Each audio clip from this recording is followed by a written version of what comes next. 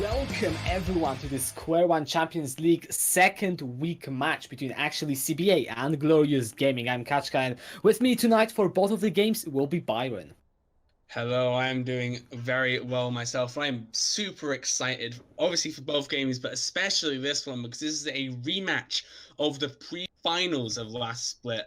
We have Glorious Gaming going against CBA again. Glorious Gaming, they're going to be looking for that revenge.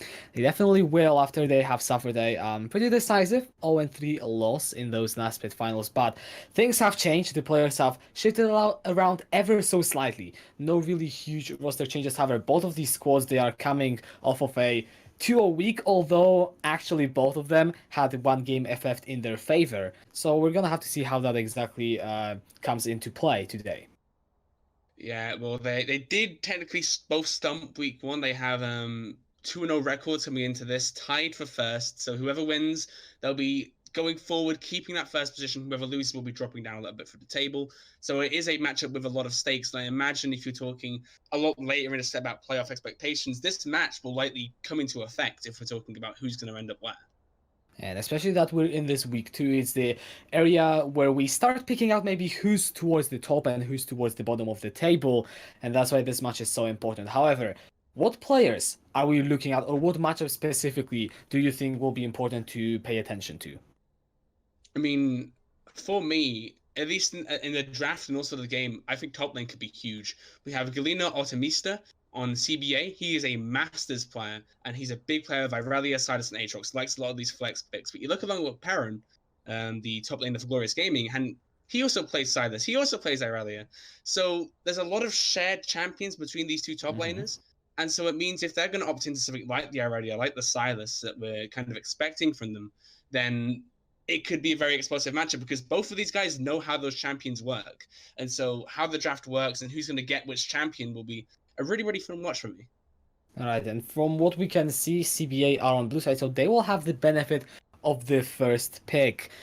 And we'll see how they decide to exactly utilize it. You mentioned that top lane being something to watch, but from the week 1 performance of CBA, I am really having to keep an eye on Paulson, because that guy popped off in week 1 and pretty much solo carried the game. Granted, he had a Vladimir in that game. I don't think Glorious Gaming will give that champion over. It will most likely see it banned. But if it goes through, then definitely watch out for the mid lane. Yeah, that's the thing. CBA's mid laner, OG Paulson, is also one of the master players on the team, but his pool is very, very wide. He has assassins, he can play late game scalers, he has mid game champions. There are so many options for Paulson to choose that I feel that they're going to try and give him a form of counterpick in the draft, which will be a really, really exciting thing to see because of the amount of champions he could possibly pull out. All right. However, note they are on the blue side, so technically Glorious Gaming can still have the last say. But it depends on flex picks as well, because I mean, you heard it from a lot of people. This meta is very much a flex meta. You see, like we talked about in the top lane, Irelia, Silas, etc. They could all go slotting into the top lane, the mid lane. There's a lot of picks that can go jungle now. Like, you honestly, you see a lot of picks and you have no idea where they're gonna go, and that's the exciting thing. If you're on blue side and you're creative on which picks you present, your opponent might not even have a full confidence in their counterpick. Yeah, hell, some picks even can go support nowadays with being flexed around the map, so that's when you know that the meta is going to be pretty interesting as the teams are ready. We will be jumping over into the picks and bans any time soon. I spoke too early. We are still waiting for the go button. Let's quickly talk about the counter matchup, though. We talked about Paulson, about how really good he is as a player, about all the champions he can play, but he will be going up against Hinkerson, which is a fantastic name, by the way. He is a big player of Zoe, has about 110 games played on that champion compared to his next in 46.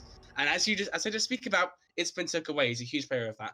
Other picks he likes to bust out are the Nico, which is another very common flex pick, or the Zaraf, which he has an insanely high KDA on. So those picks you could see coming out from Henk Henkerson. If he's able to get comfort, I could see him challenging Paulson, but Paulson has so many options that he might have something up his sleeve.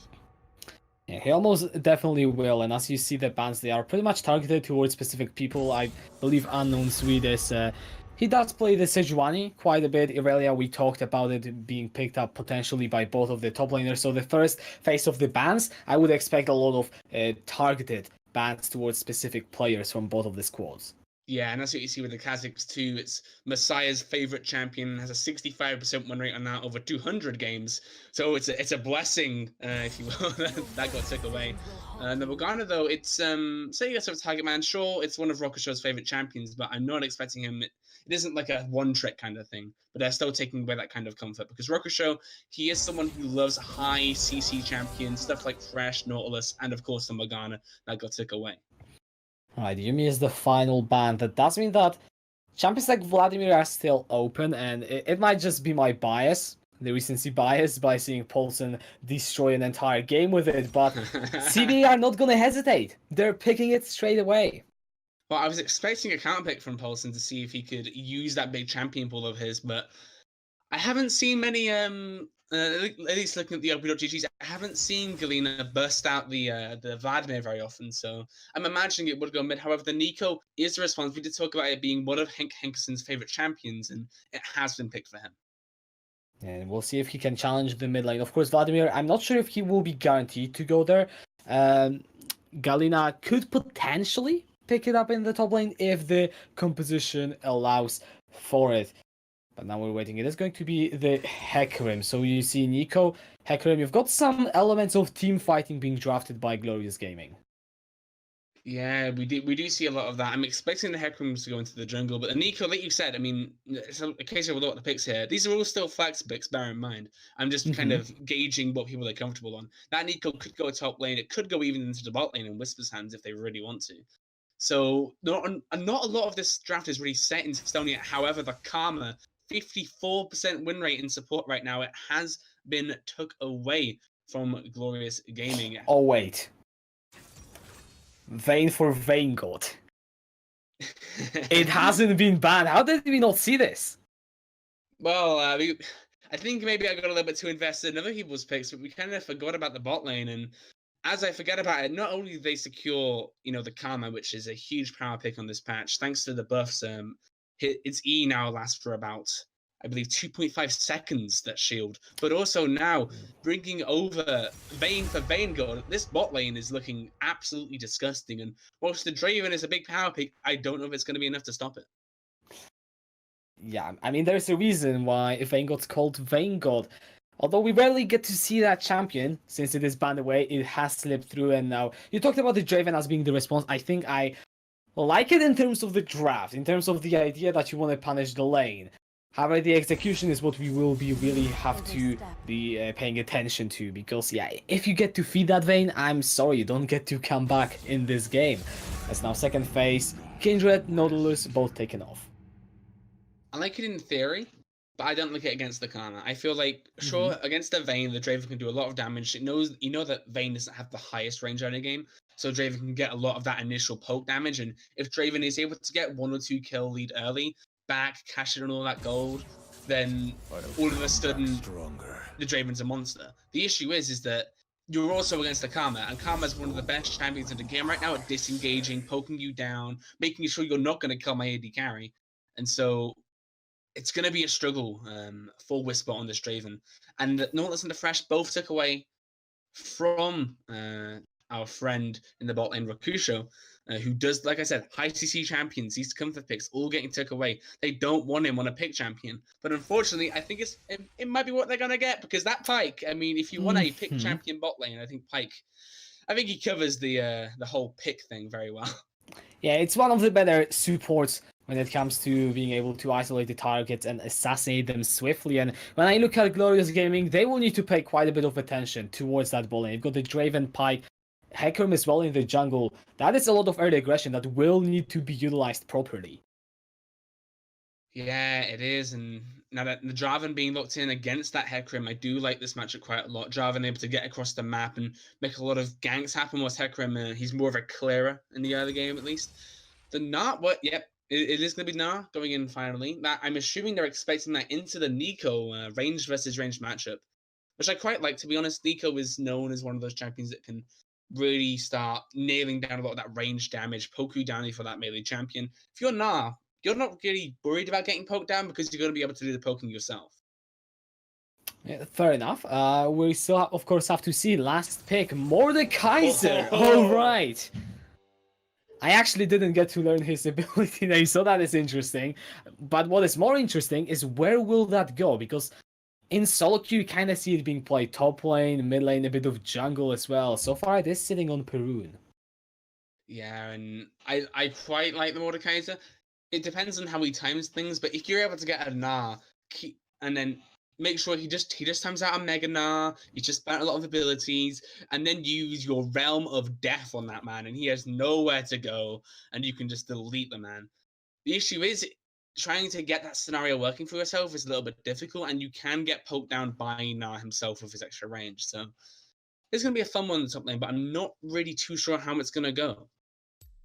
Alright, well, if we're not quite sure about the bowling, then where else are we looking at the map? I think we could try and talk more about this bowling, because we have the Vayne for Vanguard together with a Karma, so a pretty safe, you said, strong disengage bot lane. On the other hand, Whisper and Rakusho, Draven Pike, together with Musaya sitting on a Hecarim in the jungle. That is a lot of early game power and crowd control you can throw into that bot lane to try and shut down Vanguard.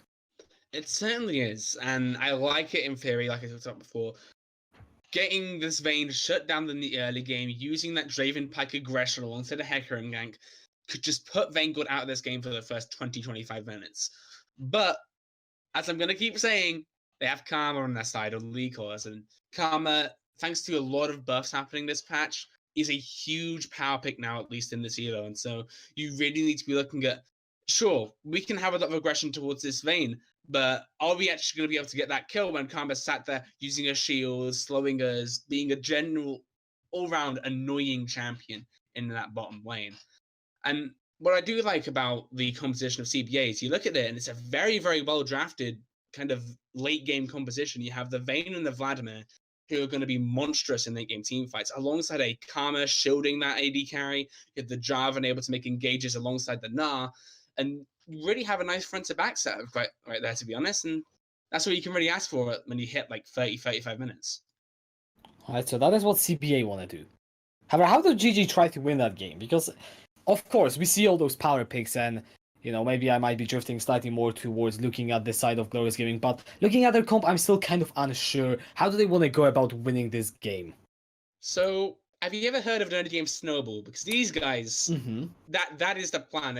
It's like a new Snowball, just building up, building up. That's what they really want to do, right? Because the Draven Pike, they need to get ahead early. That's how that bot lane functions. If they're able to get ahead early, they're able to secure a lot more items, excel themselves into the game. A Draven without any kills is going to be a very useless Draven come the 30 to 35 minute mark. Mordekaiser is someone who really wants to get ahead in the top lane. Sure, he can be a monster in team fights, but he can also snowball very well. And then Nico, into a late game scaler like Vladimir, should be able to dominate a little bit alongside that Hecarim, who you talked about earlier, is that early game. So overall, Glorious Gaming, they need to get ahead early, but they do certainly have the tools to. They have a lot of pick with the Pike, as we talked about, with his hook, with the Hecarim able to charge into fights, the Nico is able to dip and dodge out, and Draven's utter damage. And that's not even mentioning Mordekaiser. These guys have ways to just pick apart CBA if they choose to overstep in the jungle or disrespect them in the early to mid game. But if CBA were able to weather the storm for the first 20-25 minutes, their composition is just going to be better in the late game. Alright, well, there it is. There are the win conditions set out for the teams. You will have to see, guys. You have been already voting for who you think is your favorite. Byron, do you think anyone necessarily won the draft or has some huge advantages, considering everything that we said before? I don't think anyone's won the draft. I feel like there are a few nice matchups for CBA, and I feel like they could use them. But the idea of Glorious Gaming in the mid game, roaming about, getting picks, destroying everyone. Like, sure, I think the matchups might be a little bit favorable, but overall, I don't think CBA have massively won the draft because of how the different win conditions interact. There are ways that Glorious Gaming get ahead in the early game. There are ways that CBA can get their win condition and get to those late game team fights. They both have ways to execute their team composition, and so it is a very, very close game. It's not like it's just over in Champs Selects by any means. Alright, then of course it is the rematch of the finals. Glorious Gaming, they will be definitely looking maybe for some revenge, or maybe if not, then just try to continue your streak. Same goes for CBA. Both these teams currently undefeated. Only one of them will be staying that way after we will be finished with this, first game of the first day of the second week. Yeah, and looking at the runes, I think 2 out of places that Conqueror Heck rune we usually expect now. It used to be Predator, but now people prefer the higher dueling power there. Jarvan also going for the Electrocute, looking for more damage. Overall, runes seem fairly standard from what I can see. Yeah, from what I can see, we are getting into the game on the stream. I'm still loading in. Hopefully no invades, although there is a pike. So Glorious Gaming could be looking for some sort of early game shenanigans. Alright, and I have loaded in, so now we are safe. And both these teams, they're just rolling out of their bases and going for the standard cover, as we call it. Yeah, unfortunately, I'm not loaded in either, but that does give me a quick little scan of the masteries of everyone. And as we talked about Vanguard, we need to kind of zone in on how big of a pick it is for this guy. The mastery points he has on Vayne is 2,586,195. What? I don't think I've seen someone with that high a mastery in any of my games playing League of Legends. Like, this guy, he plays Vayne. He isn't just play Vayne, he lives it. He sweats Vayne. This guy, like, I'm expecting a pop-off performance here, and anything less is going to be a little bit of a disappointment, to be honest. Definitely yes. I don't think I have that many points on all my champions combined. I'm just trying to recall. But as you said it, this guy, it's the best thing he knows how to do in League of Legends. But what's more impressive is that he can also play other champions. However, we don't care about other champions because now he finally gets to play the one that he decided to name himself after us.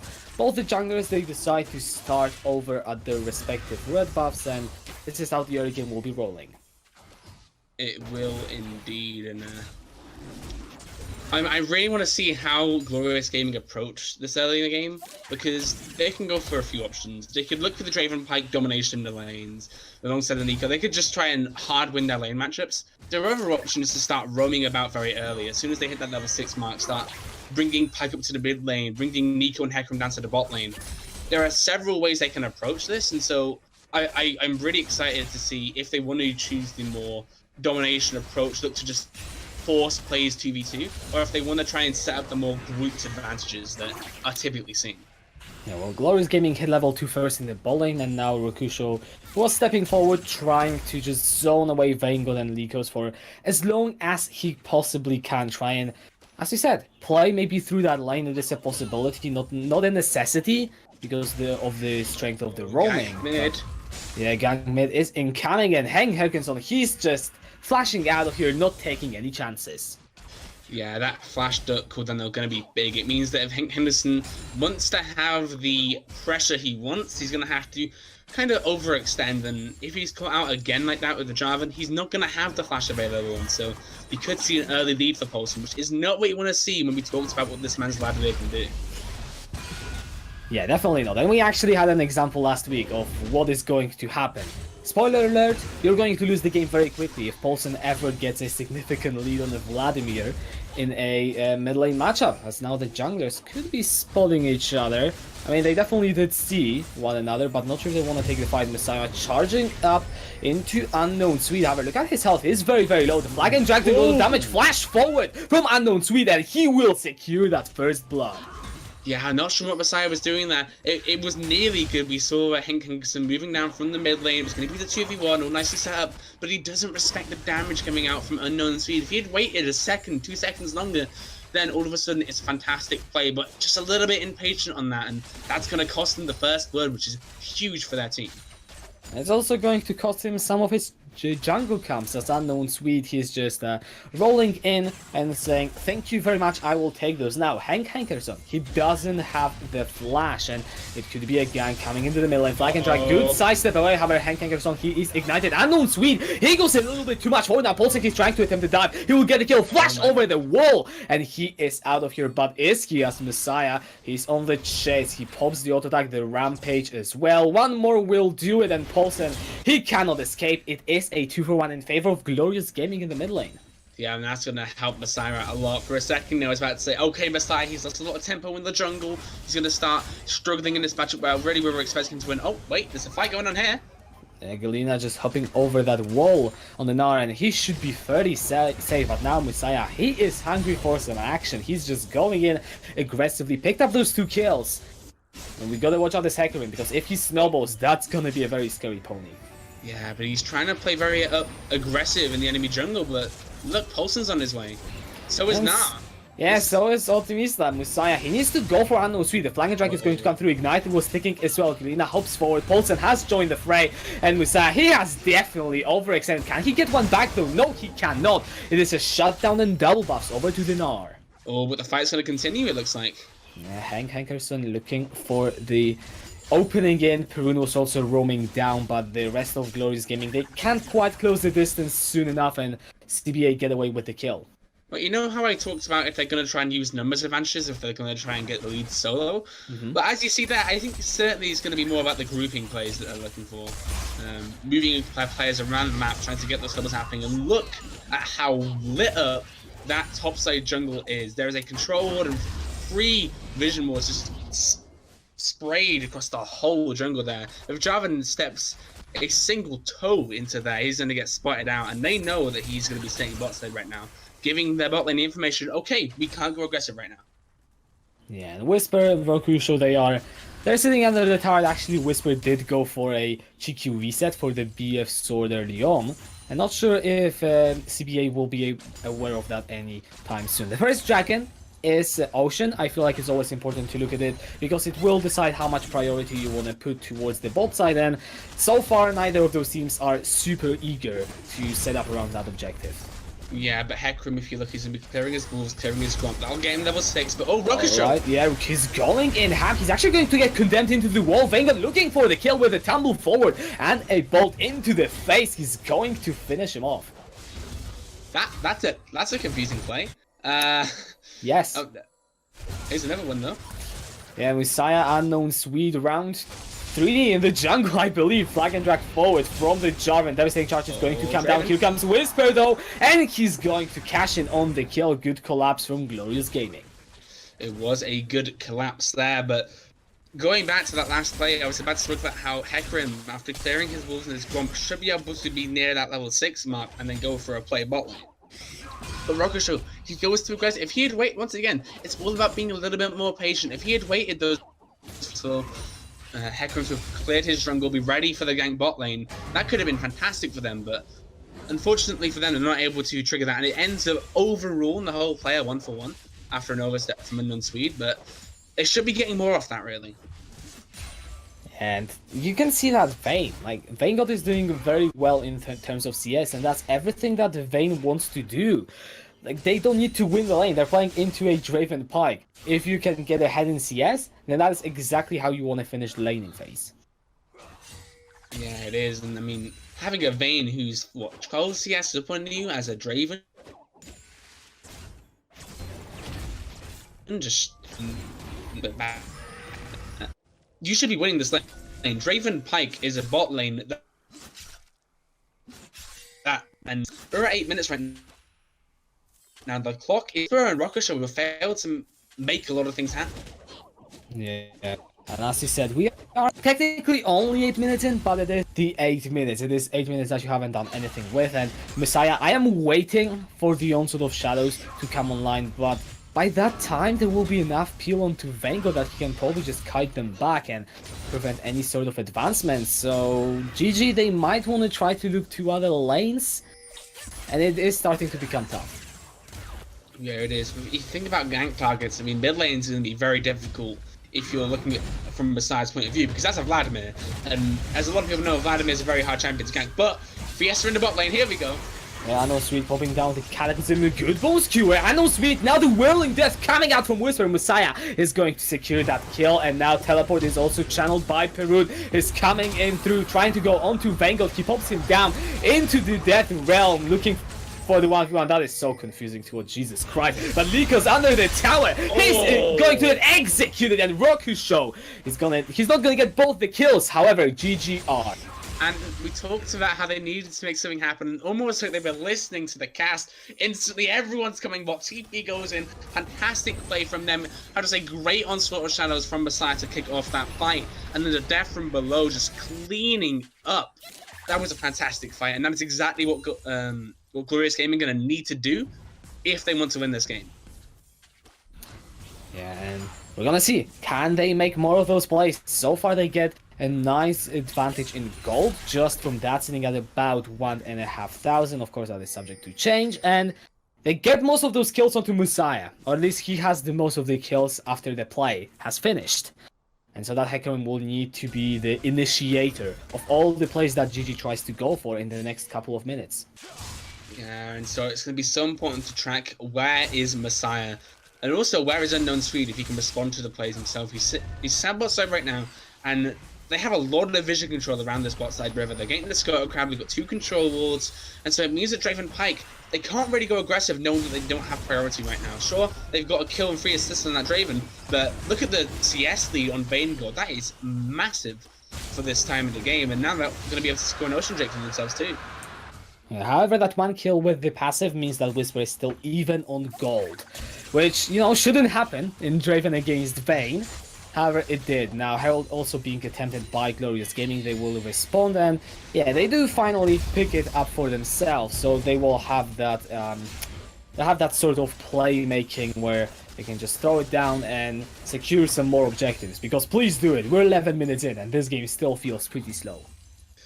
Well, yeah, it feels a little bit slow. One matchup I want to draw our attention to that we haven't really talked about is the Gnar into Mordekaiser. I talked about it earlier, how I feel like Gnar could probably be alright in that matchup, and you know what? He is. He's got a near 20 CS lead right now. He's got a kill to Parent's assist that he got in the TP bot lane, and has a plating on him, meaning that he has amassed a nearly 1k gold lead isolated in that matchup alone, which is great news for the Gnar. He's also itemizing towards what I would assume be that Wit's End, so with Mordekaiser, you usually see him just 1v1ing people. You're not going to be able to do that. Galena should be more than fine in teamfights, in 1v1s, which just makes that Gnar so damn strong. And you can see him just go in on those trades onto Perun. Yeah, it's just, that range advantage is so useful against Mordekaiser. You see a lot of times, if you are that melee champion, you're going to be taking a lot of the harass, and if you're stuck there, you're kind of low and you get hit by a realm of death, you're kind of screwed. Whereas, if you're able to not only be able to have the all-in potential of Mega Man, but also outrange Perun, then there are a lot of things you can do as a fight. Jesus, he's going low. Yeah, like Perun, he still has his flash, so I am holding on to Screaming just yet, but Galena, he's doing some serious work onto that Mordekaiser. Yeah, and I saw that now. Bear in mind, it was kind of a blind pick. I thought it was initially going to be into Nico, and I forgot about Hank. But he's done so well on this Gnar. Because bear in mind, Perun had counterpick. He chose this matchup for himself, and he's losing out. That's not good news. Alright, however now, Glorious Gaming are looking to make something happen in bot lane. The Herald itself, though, kind of gets one shot in the eye by the Vayne. So they just pick up a few playthings as now Hank landing the root onto Paulson. However, it doesn't really get that much more. Yeah, Hank's been doing a good job mid, if we want to look at positives for Glorious Gaming, because the bot lane just got a bunch of platings that's going to help out Draven in terms of gold, and now that Nico is a little bit ahead. Oh, another play in the ball, and Messiah jumping in with that onslaught of Shadow Stabber. Look at his health just go! In the mid lane, though, Hank is also going to get one back. Now, Cataclysm in the bot side down onto Whisper. He's condemned into that wall, and it's a double kill for Vanguard. Meanwhile, on the top lane, though, Galena was forced to flash away as Perun was getting the upper edge in that fight. There is a chance though that first tower is going to go over to Hank Henderson in the mid lane. It was only on one playing when I saw him hit it last, so could go over depending on if he has the wave there or not. As it looks like CBA, but they might be able to get it in bot lane. It's going to be a race. It definitely is, and it is won by Hankerson, Nico in mid, so at least CBA win that. Because that's a 3-1-0 Vayne. You are going to regret some of your early game decisions if you don't get someone else equally fed.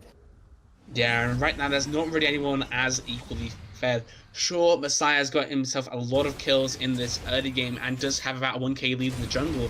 And the mid lane, I mean, thanks to all those platings, Hank Henderson now has a 2k gold lead on OG Paulson's Vladimir, which is very, very good for him. However, there's no one like this Vanguard's Vayne, and the issue is that champions like Nico and Hecarim, they do start to fall off around the late game, whereas we know that Vanguard, on this Vayne, he's going to just be happy the longer the game goes, never mind, like, falling off because he got snowballed. So that's the scary thing about this Vayne. Not only is it going to be a strong Vayne now, it's going to be a strong Vayne in 20 minutes. Yeah, and I mean, if you say he's strong now, then how strong will he be? Which will do it justice if the game keeps on that course. And, I yeah. will say absolutely massive would be a good term for that one if we're talking about English language. Yeah, I'm trying to. Yes, you see, I need to look up some nice adjectives because I tend to repeat myself quite a lot with those.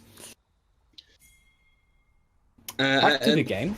Yeah, back to, I mean, Giga strong. I like saying Giga a lot. But yeah, like you say, back to the game right now. That mid lane tier 1 has been busted open. So this means that now the bot lanes are going to rotate to the mid lane because Vayne got that he's going to want to start pushing in this mid tier 1, start to give his team a little bit more priority and room to move around the jungle. However, Glorious Gaming know if they keep pushing out mid, they can be the ones who walk into the enemy jungle if they have the push. So now you see Messiah just walking in a little bit to the enemy jungle. They're going to be able to secure the dragon now thanks to mid priority, and that's going to be the goal of Glorious Gaming the next few kind of minutes. Is just maintain mid priority, get objectives. Yeah, they do get the dragon. Now they need to get the hell out of here, though, because that's 5 members of Glorious Gaming. Flag and drag from unknown Swede. He could look someone up in that Calgus impulse. He's trying to jump in. He pops down that chemo plague. However, the Pablo also hang, and they're jumping in onto Galina. Messiah picking up the first kill of the fight. And the Death Realm has been initiated. Look at the rest of the people, though. Thank God, he's stuck in 1-1 against Perunas. Flag and drag down into Whisper. Those fights are so damn chaotic. Thank God is on a killing spree. Whisper will survive. Just now they know he finally dies. It is a 2-for-2, and no one really wins. However, Messiah, he is still looking for more. That's good tangle barbs onto Paulson. He has to pop down into that Sangro flash forward for Vega. They want to get the kills, and they will pick up that shutdown onto Messiah. Yeah, and Vanguard. Here's the thing: if you're Mordekaiser and you have your Realm of Death available, I implore you, don't use it on the Vayne. Oh, there's still a fight going on. I can't explain. Yeah, Rakusho, he actually does manage to get the flash. I was nearly going to write him off as dead, but in the end, he's getting over that wall. And yeah. Anyways, as I was about to nicely say, never use your Realm of Death on a Vayne, okay? It sounds good in theory, get the Vayne out of the team fight, it'll all be good. The issue is that Vayne is one of the best champions at not only kiting out melee champions, but shredding tanks' health. And what does Mordekaiser have a lot of? His health and his melee. You're not going to be winning that 1v1 in the first place, so you have to be so careful if you do use your Realm of Death on the Vayne, because she can just kill you. And as you saw in that last team fight, the Mordekaiser got killed because he ulted the Vayne. Yeah, and Perun, he isn't even fat. He's 0, 1, and 1. 100 CS, the least out of all the laners. I would say people who are meant to be farming a lot. So he's not strong by any metric. I think maybe picking someone like Paulson or even Galina would be more useful, since they aren't going to kill you, and at least not until you misstep. And yeah, just let Vango do his thing. Yeah, now we're 18 minutes into the game, and that early game snowball that I wanted to see just hasn't happened. Both teams even in gold now, so it's going to be a little bit of a tough one for Glorious Gaming. Is now people like Vanguard, he's going to be at 1.5 items now, with Vladimir getting to his first item. The champions are slowly getting to their spikes, and yeah, they're going to need to make plays happen soon, because we talked about that clock being there at 8 minutes. We're 10 minutes later, and that pressure's going to be like really rising now. Glorious Gaming are going to group up as a team and get their second tower of the game. However, it still is CBA being ahead in towers. They've got that Vayne with 4-1 and 1, and yeah, they're just grouping up. Midlane, they are looking to pick up the inner turret. Good tangle barbs from Tankers and onto Galina. But what can he do realistically? Not anything. Right? That's an option. It is. Probably not the best one. Well, I have all the options. I think that's the only one he could have really done for. The other one would have been run in there and die, and possibly distract. But I don't think that one would have worked either. Henk has been doing well for himself, though. If we want to put a spotlight on the player, he has a very, very good CS number. He's 114, secured a lot of plates for himself. He's at 2 items now. He has the Luden's Echo and the Morale Underpun really completed. And so if Glorious Gaming want to play around that a power player for themselves who is ahead, it's going to be Henk Henderson. He's the one who has the damage right now. And I think we actually aren't doing him enough justice. He's level 13, highest in the game. And yeah, he is definitely the player to watch. He has the highest CS as well, being 20 ahead of Vanguard and nearly 40 ahead of his lane counterpart. So I do have to echo your point, and our eyes definitely will be open for those big pop blossoms to just win GG their fights. Yeah, it's now. I think the two key members, obviously, Vanguard is one of those big players that we're talking about. It's seen on the screen right now, but also there is Henkerson. I'm interested to see if Henk can actually get the pick onto Vanguard, because we've kind of established how big Vanguard is in the game right now. If you're Glorious Gaming, you'll go in these team fights, you need to shut down Vanguard, get him out of the fight, just kill him somehow. You can't do it using Mordekaiser rope, we've just explained how that one works. You need to get maybe like a pike hook landing on the Vayne, or just have a Messiah run at him. The issue is, Vayne's very good at dealing with a bunch of tanky people running at her. And so it becomes a huge challenge to try and catch Vanguard out of position when Vayne is so good at that champion. Yeah, and this is also where it comes back to the Karma pick, you know? In the lane, maybe it wasn't that spectacular, but now with the teams completed us, I'll have to hold on to the phone as Galena coming through, he knocks Perun into the wall, and that's Vanguard on a rampage. Great collapse from CBA. Yeah, and we see Glorious Gaming maybe getting a little bit desperate for some engages there. Perrin just should not have been in that position. They're going to be giving over a very valuable Mountain Drake there. However, Glorious Gaming, they're trying to go in for Pulse, and that's Rokusho over the wall. Good Sanguine Pool. Bone Skewer is going to miss as Pulse unable to sidestep that one, and this is just a dragon going away for free. The hero play has been thrown already. Tangle Barbs are pretty big. Avanos going to back. The Bolt Lawson, and you can Kegerson get so many stars over Vanguard. He is still alive. That Vayne is still doing the damage, and there's the shutdown coming from Galena going mega, and it's a double for Vanguard. Rokusho running for the hills, and it's 3 kills overall being picked up as now Perun. He's teleporting round 2. He ults Unknown Speed, and he does get the 1v1. That is a good execute from Rokusho as Likos was actually a bit out of position.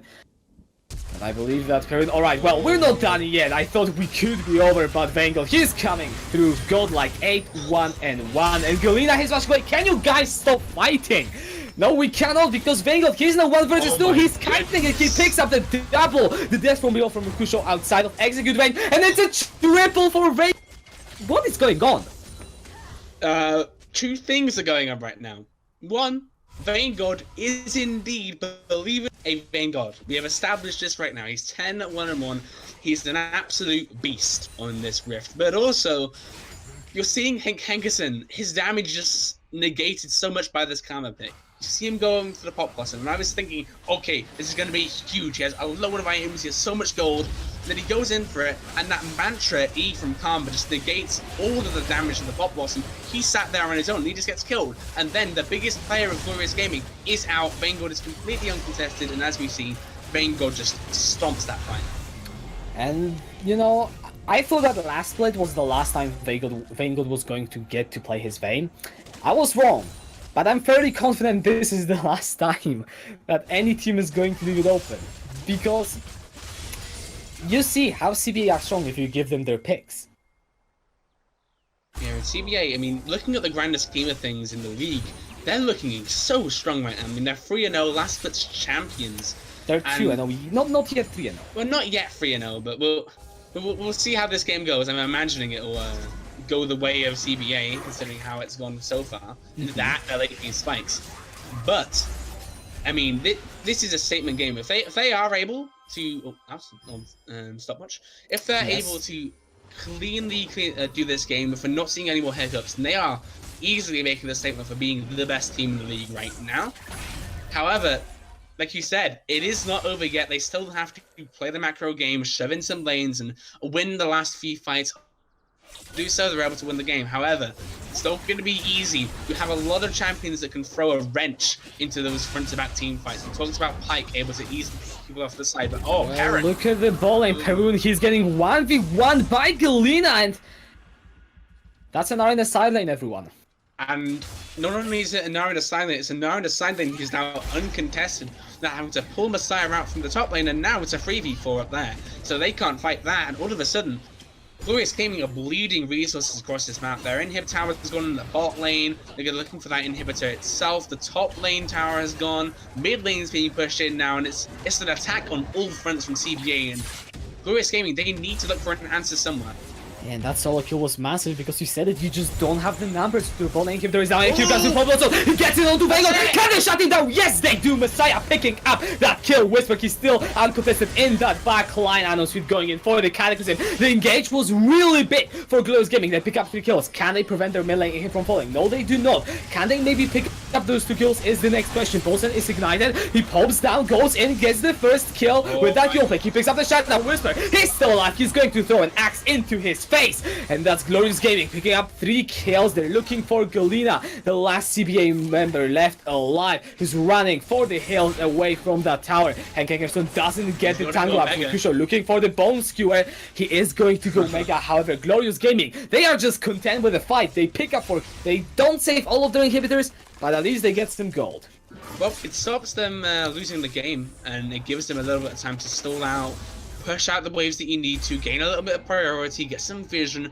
That's what you want to do right now if you're Glorious Gaming. The issue is, like I said, that fight isn't going to be doing much for you other than allowing you to stabilize. And stabilizing isn't enough when you're playing the team composition with a Draven, Pike, Nico, Hecker, and the Mordekaiser. You need to be actively looking for these fixes. So now, what I'm hoping they do, go around, establish some vision, and try and pick off 1 or 2 members who are going to be out of position.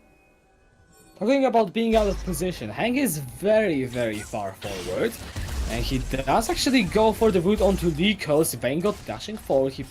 I believe he did use his ultimate, didn't he? I'm not actually entirely sure about That's that all one. 5 people here. Yeah, Glorious Gaming, they will be looking for the contest. That's a flip back onto Pulsing. He goes down into the Sanguine Pool. Perun already used the 1v1 ultimate onto Anosweet. Vanguard, he's still in the backline. The Pop Blossom is going to be used, and they find the stand onto Vanguard. He's wounded up. That's big damage out of Vanguard. He's still alive. He's still kiting. That's a double, and he's looking for more as Whisper has to flash away from the Cataclysm. Triple kill for the Vanguard. Whirling Death from Whisper is going to pick one back, but that is going to be the Quadra for the AD carry of CBA. He is definitely looking for it. Perun. He has the flash. He uses it over the wall. They don't want to give away the Penta, but that's an absolutely massive fight for CBA. That is so huge, and that's probably going to be the game. I mean, look at their time is at 10 seconds on Messiah, but look at the super minions. They are smashing down these Nexus turrets, and it looks like they are going to be trying to end. But these timers, Glorious Gaming are going to be up soon. Are they going to be able to do it? Well, we are going to have to see Vanguard engaged upon with that devastating charge. Oh, look at the Messiah's HP! He's just getting cut down by the shutdown. Rokusho with the Phantom Anato. He secured the stun, he secured the CC. Likos gets one back. Vanguard is dropping, but it is a trade of kills. It is a trade, and that shutdown gold is going to be so important going over. And now you look at the gold lead, despite the fact that all these objectives have gone down in favor of CBA, the gold is still fairly even. Sure, but it doesn't really matter a huge amount at this point in the game. The fact that Glorious Gaming have managed to stay even through all of this is a testament to their skill as a team, but they are going to be losing out on an Inferno now, unfortunately. And it looks like maybe a fight is going to break out. Oh, that's a big root from the mid lane. Hank nearly, he got the kill. Rokusho with a final have a look at now. Galena, he's trying to continue the chase. Hank, he's still alive. Likos is trying to quick it up. Whisper kiting back. He's got the life steal. That's GG with 2 kills in trade for 1. Flash away from Likos. The bone skewer is just going to miss him. And what you said, GG, they are still alive in this game. They are still closing gold. However, it is that vein, and we still have the doubts. Yeah, there are still doubts, but they are winning these fights right now, and they're doing them well. The issue is that CBA, they're not gripping up as 5. A lot of these fights that have happened, they've been like 3-4 members hanging around, but they've never had their full 5-man squad, and they're disrespecting what tools Glorious Gaming have for themselves. I mean, this Draven doesn't do a huge amount of damage, but he still exists. The Pike has been so huge, and that Nico Pop Blossom. Sure, the first fight it was used, I was a little bit skeptical, but these last 2 fights, it has been so important of an ability to track, alongside Messiah's Onslaught of Shadows. Yeah, and it is a triple item, Nico, for Hankerson. He's working towards that Zonius as well. So the damage is definitely there, because if you look across the board, Vanguard, he has 3.5 items plus the QSS, so he is going to be very strong, but GG aren't that far behind, and now the Baron is the next objective that will be contested. And it sounds like it is going to be pulled. This is going to be such a big fight. This will likely decide the game.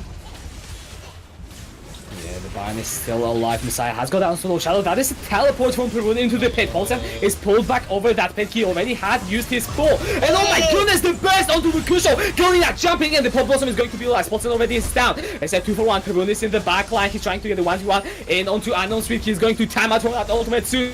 And here is Vanguard looking to already pick him off. It is in the end a 2-for-1. But GG, they have to run for their base. And Messiah, he's recalling on the wall. Flag and drag over. The jungler is down. And CBA are now looking to pick up the Baron. Or are they? Dun dun dun. Oh yeah, they are looking. Yeah, they are. But what a huge fight, and like I said, now I don't think it's going to decide the game, unfortunately.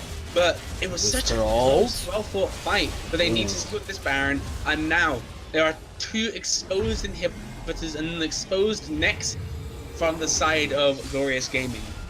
If they lose one more fight, those Baron Breath minions are going to push straight into their base and they will lose the game. This game is on a knife's edge now. So, oh man, like, it keeps being that the fights should decide the game, and then it's like such a close fight and it doesn't decide the game. I'm expecting a huge fight coming up like so soon, and then it is huge, but it's so even, and it surprised me so much. Like, respect to Glorious Gaming, their composition is not what I was expecting to be succeeding at the 30-minute mark. But they are making it work against a Vladimir and a Vayne and the great late game team composition that CBA have for themselves.